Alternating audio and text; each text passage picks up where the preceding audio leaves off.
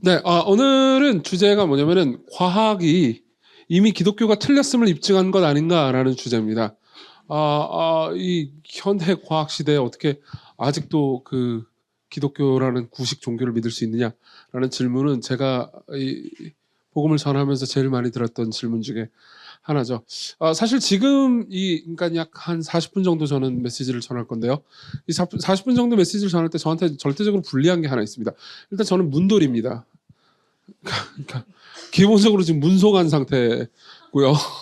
아, 그리고 아, 그리고 여러모로 과학의 이야기를 들으면서 되게 재미있는 것을 발견했지만 저는 그걸 어떻게 재미있게 설명할 재간이 없습니다. 게다가 제가 알기로 여기 계신 분들 중에서도 상당수가 문과이실 겁니다. 물론 이과도 계세요. 이과도 계시고 여기 계신 분들 중에서는 뭐 쿼크 효과니 무슨 효과니 뭐 그러면서 이게 기독교와 무슨 상관이 있나요? 아주 디테일하게 물어보고 싶은 분들이 분명히 계실 겁니다. 그걸 저 다 모르고요. 그리고 이제 다 설명해 드릴 재간도 없고, 그리고 제가 만일 그거를 이제 꽤 설명해 드릴 수 있는 것도 있습니다. 예컨대 저는 미세 조정 같은 것 얘기를 되게 재미있게 해줄 자신이 있습니다만 여기 계신 분들 절반을 제가 재워버릴 겁니다 아마. 그러니까 그걸 다 할 수는 없어요. 대신 여러분들에게 책을 하나 추천해 드리겠습니다. 존 레녹스라는 분이 쓴 모든 책을 읽어보십시오. 예. 어떻게 다 읽겠습니까만은 제가 이 번역이 좀, 그러니까 제목 번역이 좀 거시기 하긴 한데 빅뱅인가 창조인가라는 되게 재미있는 책이 있습니다. 존 레녹스라는 분이 쓴 빅뱅인가 창조인가라는 재미있는 책이 있습니다. 나중에 관심 있으시면 한번 읽어보십시오. 과학에 관한 여러 가지 재미있는 이야기들을 하고 있고요. 그리고 제가 이제 설교 마무리 지을 때쯤 책을 한 권 더 소개시켜 드리겠습니다. 그걸 한번 읽어보신다면 저보다 탁월한 과학자들 이고 동시에 그리스도인인 사람들이 그 여러 가지 흥미로운 이야기들을 많이 한 것을 들으실 수 있을 겁니다. 그래서요, 오늘은요, 그러니까 이제 아주 러프한 이야기를 해드릴 겁니다. 먼저는 이제 사람들이 과학에 대해서 그리고 기독교에 대해서 뜻밖의 오해하고 있는 것들을 하나 짚어드리겠습니다. 과학과 기독교의 관계에 대해서 오해하고 있는 것을 하나 짚어드릴 거고요. 두 번째로는요, 그러니까 과학으로는 다 알 수 없는 한계에 관한 이야기를 좀 해보려고 합니다. 저 과학을 비판하거나 반과학주의자인 건 아닙니다. 근데 과학의 모든 것을 말해주진 않거든요. 그게 어떤 것이 있는지를 한 세 가지 정도 말씀드릴 거고요. 그리고 마지막으로는 그러니까 과학 시대에도 복음이 어떤 유의미한 지점이 있는지를 한번 말씀드릴게요. 그러니까 저는 여전히 복음이 필요하다고 생각하고요. 그리고 과학이 말해줄 수 없는 영역에서 복음을 믿는 사람들이 가질 수 있는 희망이 있다고 확실히 생각합니다. 그리고 그 희망을 여러분들에게 말씀드리겠습니다. 먼저 사람들의 오해하는 지점들을 얘기해드리죠. 자세히 얘기하진 않겠습니다. 근데 제일 많은 사람들이 오해하고 있는 지점은 이겁니다. 아니, 진화론이 인류의 기원을 다 밝혀냈고 세상의 모든 기원을 다 밝혀냈다. 근데 여전히 창세기의 창조 기사 같은 것들을 믿고 있는 것이 말이 되는가라는 질문이죠. 네, 여기에 대해서는 제가 두 가지 답변을 해드리겠습니다. 첫 번째로는요, 진화론이 완벽한 사실이라 하더라도요, 진화론은요, 모든 생물들이 어떻게 지금의 형태에 이르렀는지에 대한 설명일 뿐입니다. 다시 말하면 진화론은요, 자연도태 과정을 통해서 단순한 유기체들이 어떻게 복잡한 생명체로 변해갔는지에 대해서, 지금 이 문장 때문에 괴로워하시는 분들은 이걸 이렇게 표현해보죠. 아메바가 어떻게 인간이 됐는지를 너무 제가 단초롭게 말했나요? 아마 과학자들은 후문장을 싫어할 거고요. 그리고 인문계는 전문장을 싫어할 겁니다. 어쨌든 우리 서로 이해해 주기로 합시다. 이 문과 이과가요. 근데 어쨌든 그걸 설명해 줄 뿐이지 어떻게 물질이 생겼는지, 어떻게 이 모든 것들이 기원이 생겼는지 진화론은 아무것도 설명해내지 못합니다. 예를 들면 빅뱅을 한번 생각해 봅시다. 빅뱅은 뭔가 인문계 분들을 위해서 그러니까 단촐한 설명을 하도록 하겠습니다. 앞으로 모든 단촐한 설명은 인문계를 위한 인문계생의 말이라고 이해해 주십시오. 빵 터져서 생긴 겁니다. 뭐가. 네, 죄송합니다. 이건 인문계생이 듣기에도 너무 단촐했나요? 네, 빅뱅이죠. 근데 빅뱅은요, 여전히, 그러니까 왜 모든 어떤 물질이라는 게, 생명이라는 거 어떻게 생겼는지에 대해서는 빅뱅 이론이 전적으로 사실이라 하더라도 아무것도 설명해내지 못합니다. 그리고 그 증거가 있습니다. 기독교인들 중에서도 진화론을 믿는 사람들이 꽤나 많다는 사실입니다. 정말이에요. 예. 예컨대 로마 카톨릭은요, 기독교 계통 중에 제일 큰 분파라고 말할 수 있는 로마 카톨릭은요, 공식적으로 그러니까 진화론을요, 그러니까 생명의 기원에 대해서 말하죠. 생명의 기원은 창조라고 말합니다. 근데 생명의 성장 과정의 일부라고 이야기를 합니다. 예, 그리고 개신교도들의 상당수도요. 그러니까 이 진화론이 그러니까 인간이 이렇게 되어가는 과정 중에서 하나님께서 진화라는 방식을 사용해서 인간이 이렇게 되었다라고 주장하는 그런 그리스도인들도 꽤나 많습니다. 너는 어떤 의견이냐가 궁금하실 수 있는 분이 계실 것 같아서 간단하게 말씀드리자면 저는 그런 의견은 아닙니다. 예, 그런 의견은 아닙니다. 하지만 예컨대 저 같은 경우에는 눈으로 관찰 가능한 진화에 대해서 우리는 그것을 소진화라고 부르죠. 소진화에 대해서 전적으로 인정하는 것이 과학적일 뿐만 아니라 성경적이라고 생각합니다. 그러니까 대진화 같은 경우에는 조금 더 복잡한 여러 가지 이야기가 있을 것 같고 그걸 다 얘기할 수는 없을 것 같습니다. 근데 핵심은 이겁니다. 그러니까 기독교인들 중에서도 성경을 전적으로 믿는 것과 진화의 과정이 인간이 지금에 이르게 된 과정 중에 하나라고, 그것도 하나님께서 쓰신 것이라고 말하는데 모순을 느끼지 않는 사람들이 있다는 것만 짚어두고 넘어가겠습니다. 물론 어떤 분들이 이렇게 얘기하는 분도 있을 겁니다. 아니 기독교는 인류 역사를 모든 역사를 6,000년으로 생각하시고 있잖아요. 라고 생각하는 분들이 계실지 모르겠습니다. 여기에 대해서 간단하게 말씀드리자면요. 그렇게 믿는 기독교인들은 그렇게 거의 없다고 볼 수 있습니다. 정말이에요. 예. 실제로 그렇게 믿는 기독교인들은 거의 없습니다. 예를 들면요. 6,000년, 그러니까 기독교인들은 인류 역사를 6,000년이라고 생각해 라는 거는 어떻게 계산이 나온 거냐면요. 창세기를 보잖아요. 창세기를 보면 이제 아담부터 시작해가지고 그 다음에 그 후손들의 나이가 쭉 적혀 있는 장이 있어요. 창세기 5장이죠. 그리고 창세기 5장의 그 나이들을 다 역으로 역산해가지고 나온 게 6,000년 혹은 5,000년입니다. 그리고 여기에서 함정은 뭐냐면은 성경이 그 모든 사람들을 다 기록했다라는 증거가 없다는 겁니다. 그러니까 성경에 모든 사람을 기록했다는 증거도 없고요. 그리고 그 모든 사람들의 나이에 대해서 그러니까 지금의 나이와 똑같은 계수 방식이라는 증거 역시 없습니다. 그러니까 이 지점에서 가장 정직한 대답은 우리는 모른다일 겁니다. 뭐 이것 때문에 젊은 지구론과 뭐 늙은 지구론 이런 거 가지고 싸우기도 하는데, 그러니까 그 문제에 있어서 제 입장을 밝히지는 않겠습니다. 근데 핵심은 뭐냐면은, 그러니까 성경의 모든 메시지를요 오류 없는 하나님의 말씀으로 받아들이는 동시에 과학의 발견을 통해서 우리가 깨닫고 알게 되는 것들 있잖아요. 그걸 모순 없이 받아들이는 사람들이 많이 있다는 겁니다. 한 명만 예를 들자면요. 두 명만 예를 들겠습니다. 세 명까지 해보죠. 여러 명이 생각나는데요. 가까운 사람 두 명을 얘기해 드리죠. 저 가까운 사람 중에 한 명은 제 친척 형입니다. 저한테 복음을 전해 주었던 형입니다. 그 형은 지금 미국의 MD 앤더슨이라는 병원에서 교수로 일하고 있습니다. 그리고 분자생물학자입니다. 분자생물학자로서 저희 친척 형은요. 그러니까 대진화에 대해서 완전히 믿지는 않습니다. 진화의 과정에 대해서 상당히 긍정하는 편이지만 대진화에 대해서 완전히 믿지는 않습니다. 그것과 동시에 성경의 모든 말씀을 오류 없는 하나님의 말씀을 완전히 받아들입니다. 예. 그리고 거기에 대해서 전혀 모순을 느끼지 않아요. 그리고 저희 교회 이제 여기는 신촌 캠퍼스고요. 구로 캠퍼스에 있는 어떤 한 분을 예로 들 수도 있을 것 같습니다. 그분은 서울대 화공과 교수님입니다. 그분이 쓴 책, 이제 과학과 신앙에 관해서 쓴 책이 있어요. 내 신앙에 과학이 대답해 줄 줄이야. 라는 책이 있습니다. 성영은 교수님이라는 분이 계신데요. 그냥 저희 교회 성도님입니다. 그분이 쓴 책에 보면 이런 표현이 있습니다. 들어보십시오. 성경은 수천 년에 걸쳐 쓰여졌고 현대과학은 날로 발전하며 계속해서 새로운 사실을 발견하고 있다는 사실을 기억해야 합니다. 성경과 과학이 상충하는 것처럼 보이기도 합니다. 그러나 현대과학이 다루는 하늘과 성경이 말하는 하늘은 차원이 다른 영역입니다. 과학이 선물해주는 우주에 대한 각종 지식을 통해 우리 눈을 우주보다 더 크고 신비한 하늘을 향해 들고 크고 크신 하나님을 더 알아가면 좋겠습니다. 현대과학으로 성경을 볼 때 과학 이론에 대한 점검이 필요하고 또 반대로 우리의 성경 해석이 옳은지 묻는 겸손한 태도가 필요합니다. 네.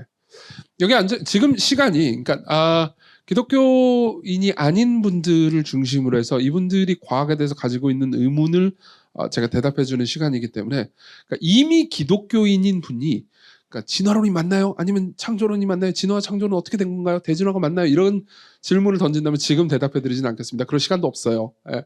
그리고 거기에 대해서도 저도 분명한 입장을 가지고 있습니다. 그리고 무엇보다 저는 성경이 하나님의 말씀이라는 확고한 신앙을 가지고 있습니다.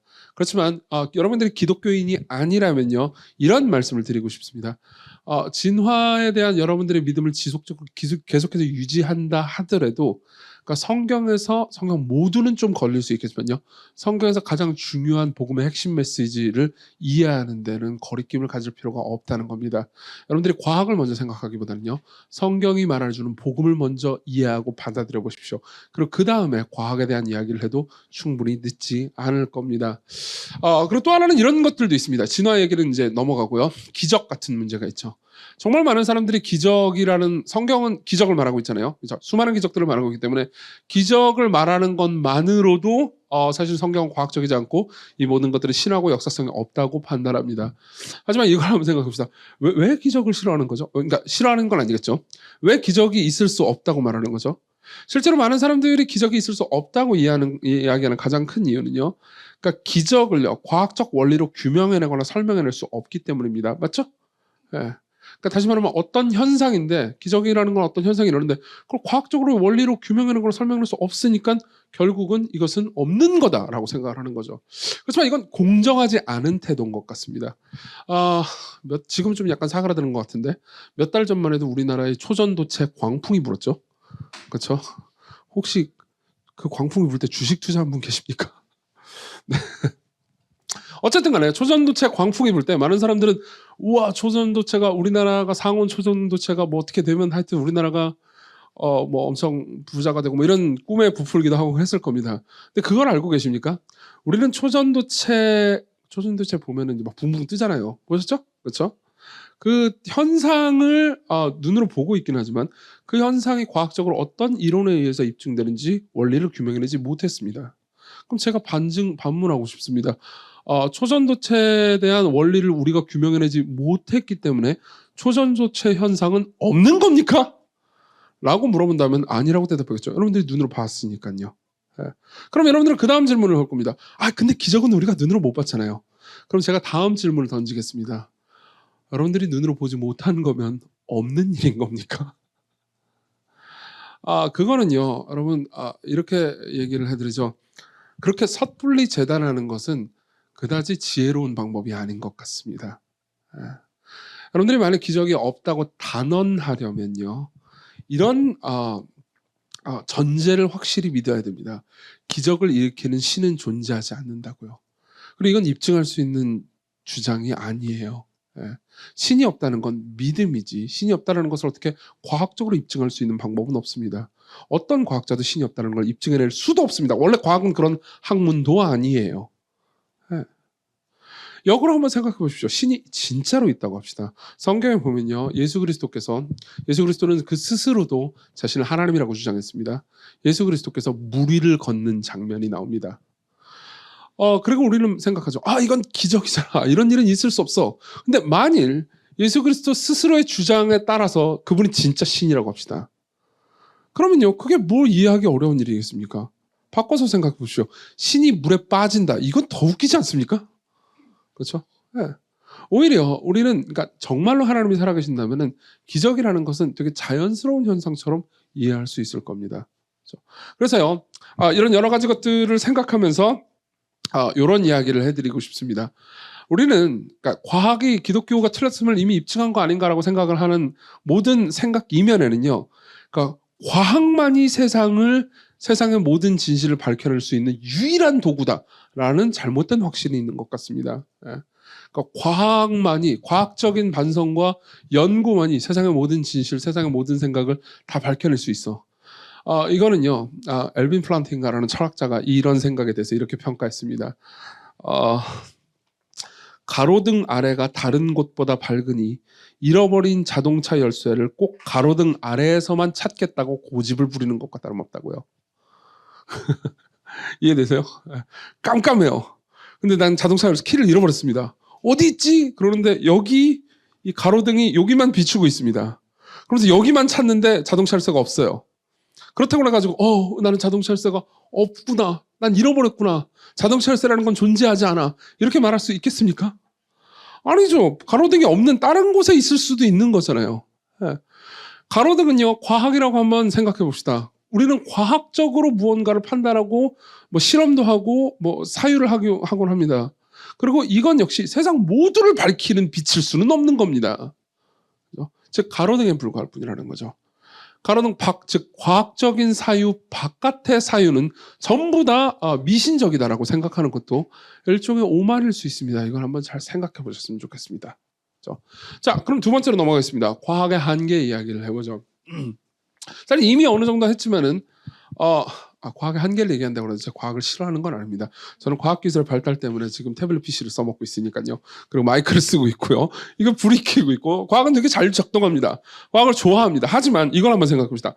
과학은요 몇 가지 한계를 가지고 있습니다. 첫째로는요 과학으로는 윤리와 도덕을 말할 수 없다는 거죠. 예.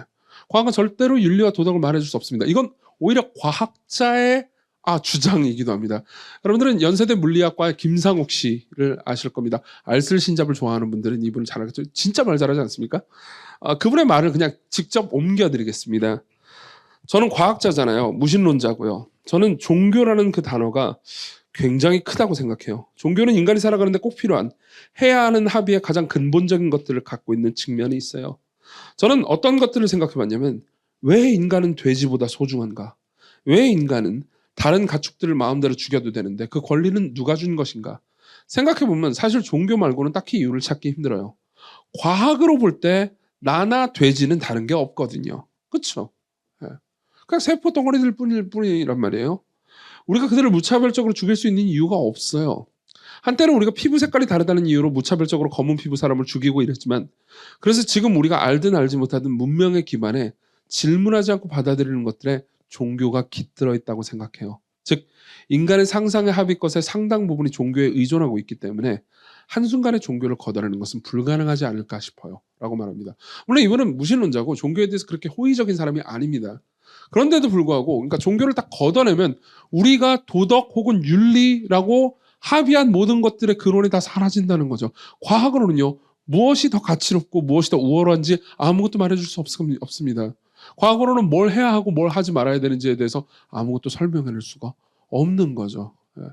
과학의 역사를 자세히 살펴보잖아요. 그러면 과학이 윤리를 무시하고 종교를 무시할 때 과학이 어떤 짓을 저지를 수 있는지에 대한 예도 꽤나 많이 있습니다. 여러분들 혹시 우생학이라는 것을 아십니까? 아마 모르는 분도 있을 겁니다. 우생학은요. 육종등의 방법으로 여러분 그거 아시죠? 무슨 뭐 사탕수수나 이런 거 교배 잘하면은 좋은 사탕수수 나오고 뭐 좋은 뭐 샤인머스켓 나오고 그러잖아요. 제가 샤인머스켓 좋아하는데 단 걸 좋아해요.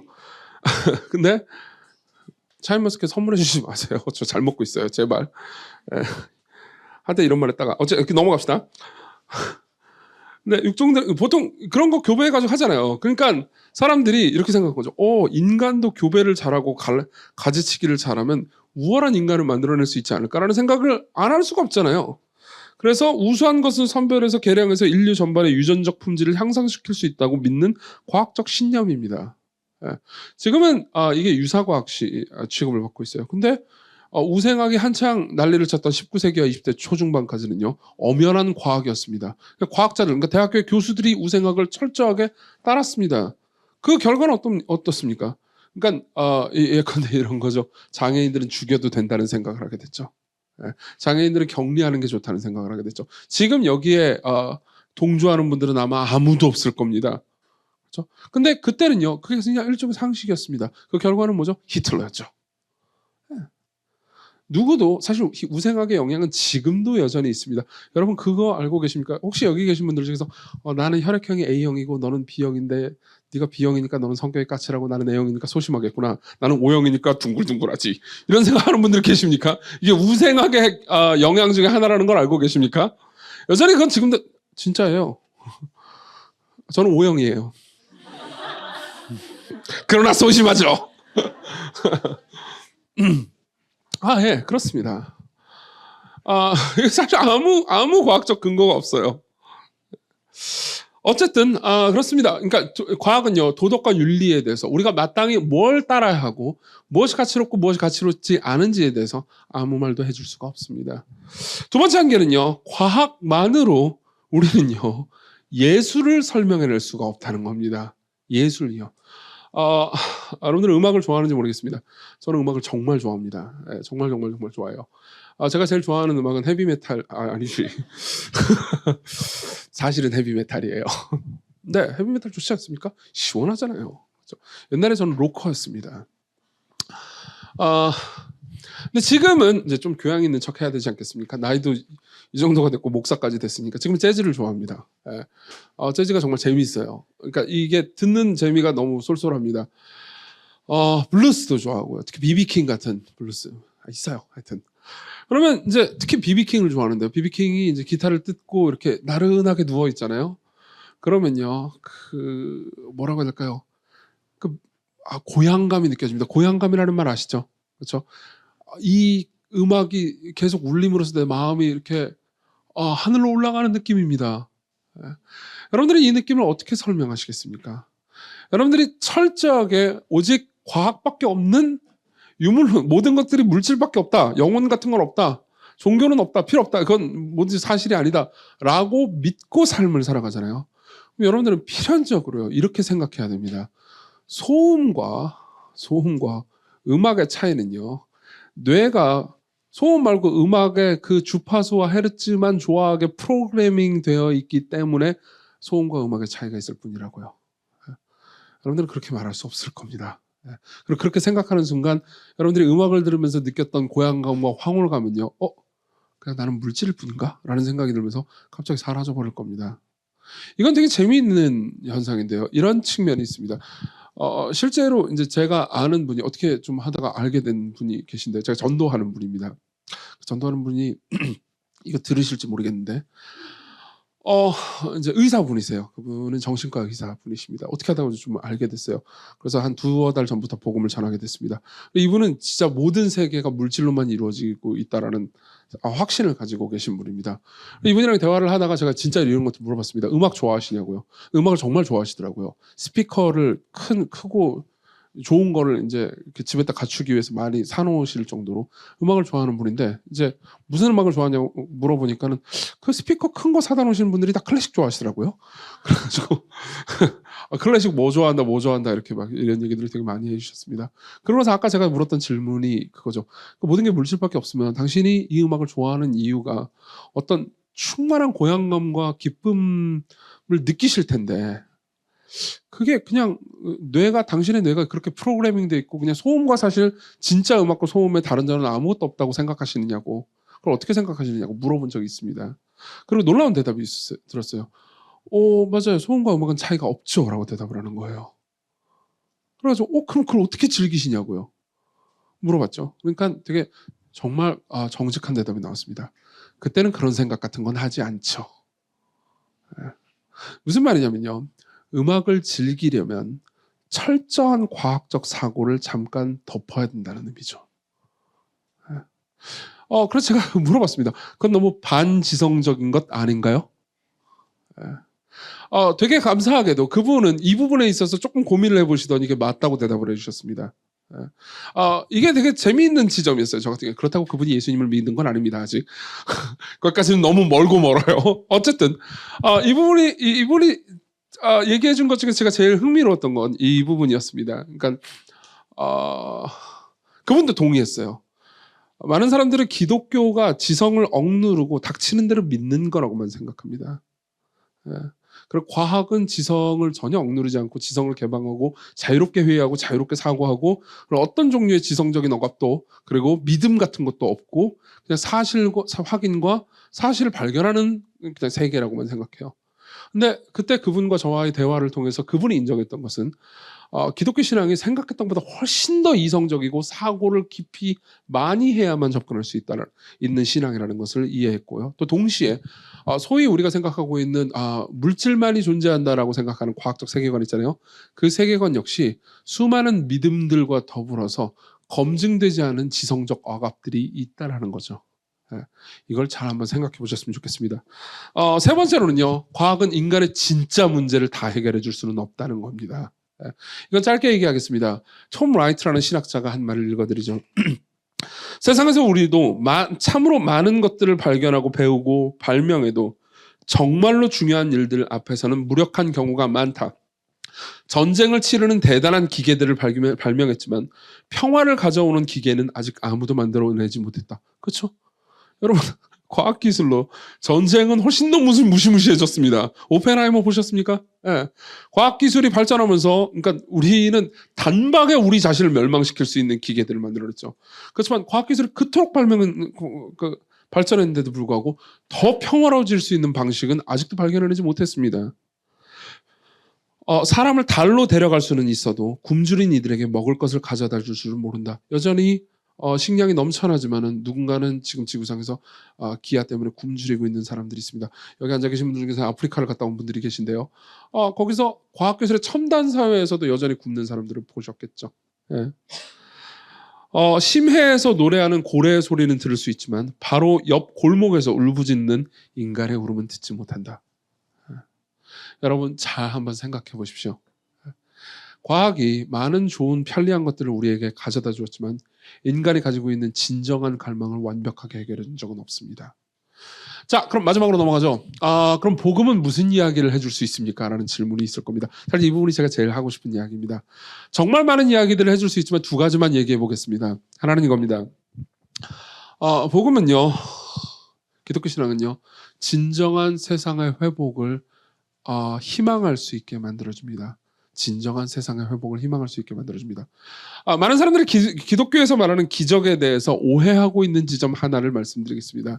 그러니까 기독교에서 말하는 기적은, 그러니까 세상이 원래 이렇게 쭉 돌아가는데 갑자기 신이 개입해가지고 세상이 원래 마땅히 돌아가는 것을 잘못 돌아가게 만드는 거라고 생각하는 거죠.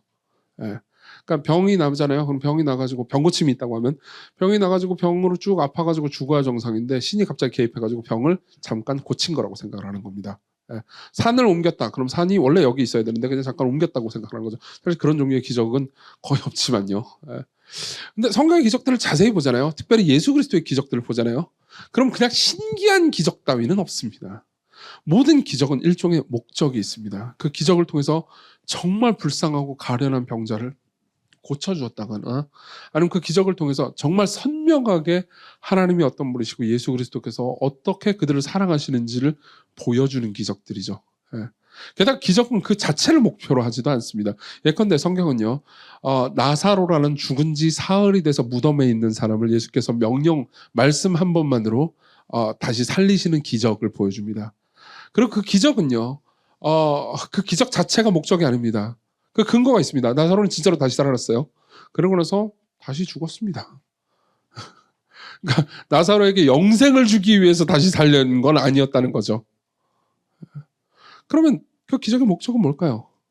성경은요 이렇게 말합니다. 그 기적을 통해서요 예수 그리스도가 부활이고 생명이고 이 세상에 생명과 능력을 가져다 주시는 분이라는 것을 말해주는 데 기적의 목적이 있다고 말합니다. 이런 걸 통해서 우리가 알 수 있는 게 있어요. 기적은요 세상에서 벌어지는 일의 단절이라기보다는 보세요. 미래에 하나님께서요 우리에게 약속하신 완전한 나라, 완성될 천국이 있습니다. 지금 성경은요, 지금 우리가 살고 있는 이 세상 있잖아요. 이 세상은 원래 완전하게 만들어졌지만 죄와 타락 때문에 불완전해지고 문제가 생겼다고 말하고 있어요. 그러니까 뭔가 일그러지고 오염된 세계인 겁니다. 근데요, 기적은요, 이런 겁니다. 그 미래에 있는 그 완전한 세계 있잖아요. 그 세계의 능력이 잠깐 쳐들어온 겁니다. 잠깐, 아주 잠깐 동안이지만은 예수 그리스도와 그분의 능력 때문에 미래에 우리가 누리게 될 영원한 기쁨을 잠깐 맛보게 해준다는 거죠. 사실 그런 측면에서 저는 이건 되게 일상적인 기적이고 제가 되게 좋아하는 기적인데요. 아마 사람들이 기적이라고 말하진 않을 겁니다. 저는 종종 시건교회에서 기적을 맛볼 때가 있습니다. 여러분 누구나 다 인정하듯이 인간이란 다 이기적인 존재이기 마련입니다. 그렇죠? 정말 그래요. 여러분들 모두가 예외가 아닐 거라고 생각합니다. 근데요, 이 교회에 있을 때 저를 포함해서 모두가 이기적인 존재인데요. 종종 여기 앉아있는 사람들이 제 개인은 다 알거든요. 근데 다 이렇게 좀 어느 정도 자기중심적인 사람들이에요. 그 사람들이 묘하게 서로를 섬기면서 자기중심적으로 행동을 안 하고 자기 것을 이렇게 서슴없이 나눠줄 뿐만 아니라 기쁨으로 받는 광경을 잠깐 볼 때가 있습니다. 예. 아마 시간교를 오래 다니신 분들은 제 의견에 동의하실 거라고 생각합니다. 그때 저는 종종 미래의 천국이 잠깐 왔다 갔군 이라는 생각이 듭니다. 이런 방식의 기적은 저는 흔히 보았습니다. 예. 놀랍게 보았죠. 성경에서 말하는 모든 기적은요, 미래가 다시 지금 우리에게 잠깐 왔다가 돌아가는 거라고 말합니다. 그리고 그거는요, 우리에게 더 완전하고 더 완벽한 미래가 있다는 거죠. 많은 사람들은 천국을 이렇게 오해합니다. 천사들 나풀거리고 되게 하프나 키고 있고 되게 지루한 공간이라고요. 그렇지만 성경은 그렇게 말하지 않습니다. 계시록에 보면요, 몇 가지 말씀들이 있습니다. 한두 가지 말씀만 제가 인용해 드리겠습니다. 계시록 14장 14절입니다. 이건 이제 마지막 날에 완성될 천국에서 어떤 일이 벌어질지에 대한 이야기인데요. 내가 또 들으니 하늘에서 음성이 나서 이르되 기록하라. 지금 이후로 주 안에서 죽는 자들은 복이 있도다 하시매 성령이 이르시되 그러하다 그들이 수고를 그치고 쉬리니 이제 그들이 행한 일이 따름이라 라고 말합니다. 그 말은 무슨 말인지 아십니까? 우리가 이 땅에 살면서 행한 좋은 일들 있잖아요. 그 좋은 일들이 천국에서도 결국 이어진다는 겁니다. 어떤 예술가가 멋있는 그림을 그렸습니다. 많은 사람들은 이렇게 생각합니다. 이 모든 그림이고 뭐고 이 기독교에서는 이제 마지막 날이 오면 이 모든 거 다 타버리고 내가 영화 감독도 있죠. 여기 영화 감독이 만든 영화도 다 불살라버리고 무슨 화가가 만든 그림도 다 없어지고 이정규가 한 설교는 다 없어지고 이것은 좀 없어졌으면 좋겠는데 어쨌든 그냥 모든 게 다 사라져 버리는 거 아니야라고 생각하는데 그렇지 않아요. 예.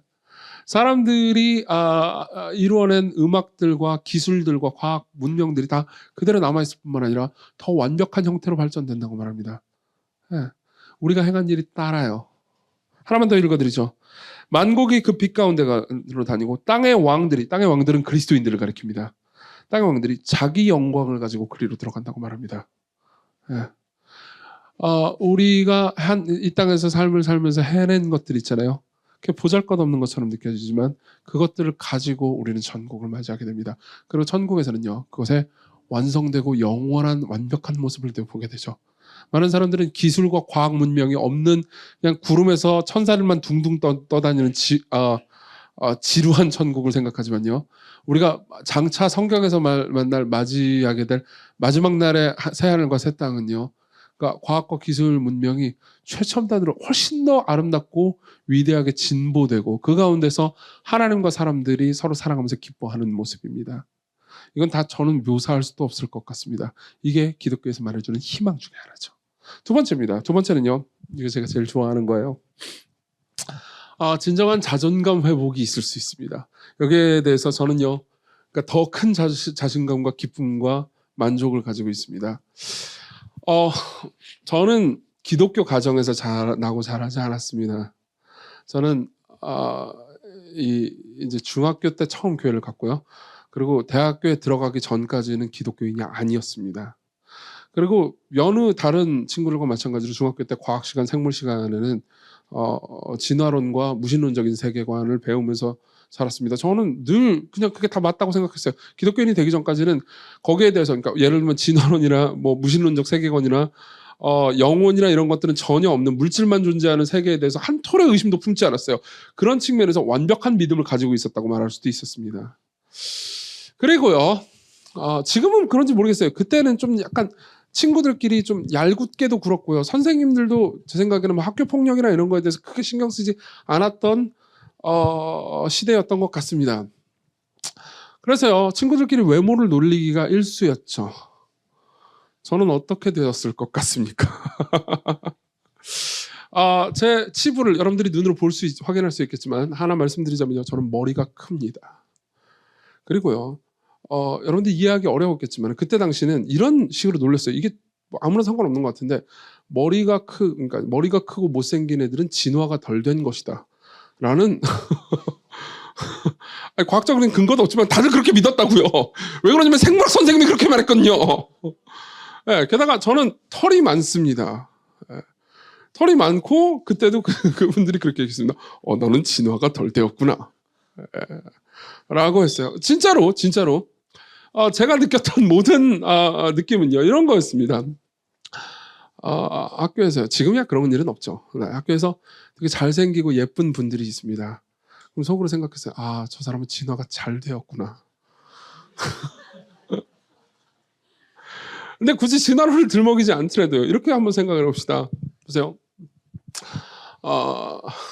저 사람 어렸을 때부터 외모 콤플렉스가 있던 사람들 입장에서는요. 세상은 부조리하고 불공정하고 고통스럽습니다. 왜요? 저는 이 우세각적 세계에서 철저한 약자였거든요. 예. 그 어떤 여성도 저를 좋아하지 않았습니다. 너무 진지하게 얘기했나요, 제가?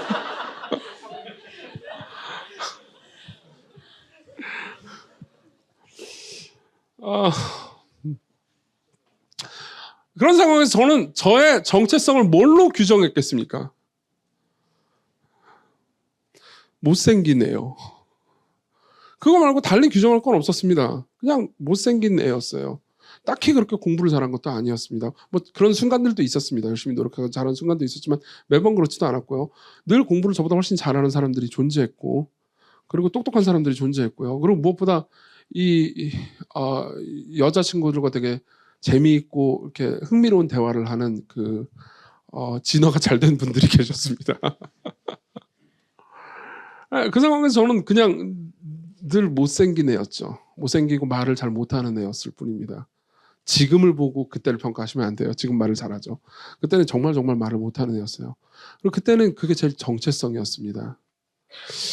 그리고 제가 기독교인이 되고 나서 제 마음에 일었던 가장 큰 기쁨은요. 제 마음의 가장 큰 기쁨은 저는 이게 저한테는 정말 그때 너무 큰 기쁨인데요.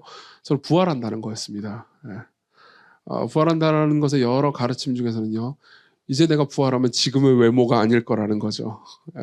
저는 아름다워진 됩니다.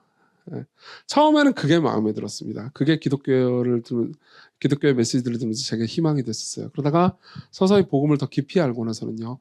완전히 다른 곳에서 희망을 찾게 됐습니다. 그것도 여전히 희망입니다. 저는 잘생겨질 거예요. 그러나 그것보다 더 나은, 더 좋은 희망이 저기에는 있습니다.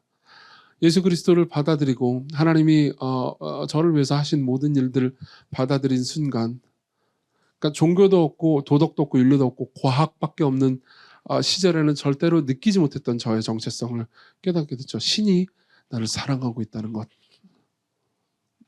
온 우주를 만든 창조주가 처음에는 이렇게 항변도 했습니다. 정말 당신이 날 만드셨다면 저를 왜 이렇게 못생기게 만드셨습니까?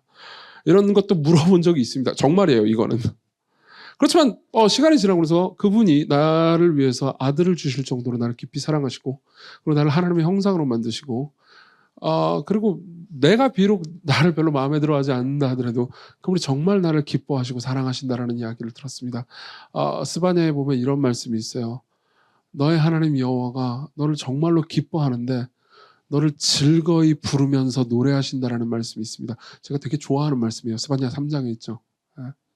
하나님이 나를 위해서 노래를 부르신대요. 상상해 보십시오.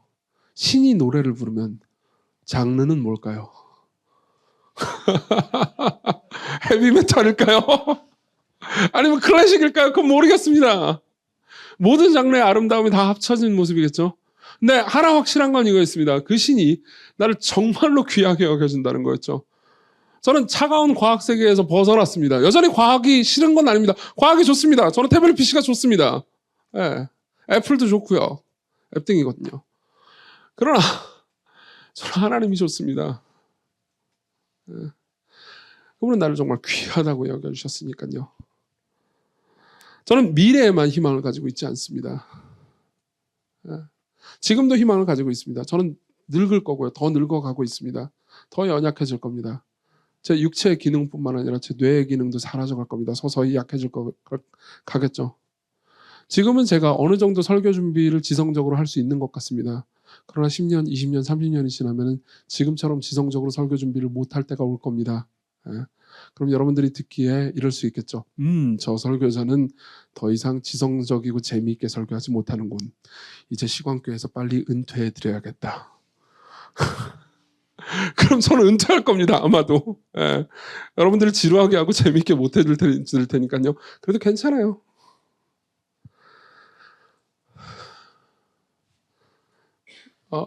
진화가 덜 됐는지는 모르겠지만 제 육체의 기능이 떨어진 몸이라도요. 그분이 나를 사랑하시니까요. 여러분들이 이 하나님을 만났으면 좋겠습니다. 이 하나님은 비과학적인 분이 아니지만 과학만으로는 발견할 수 없을 겁니다. 같이 찬양할까요?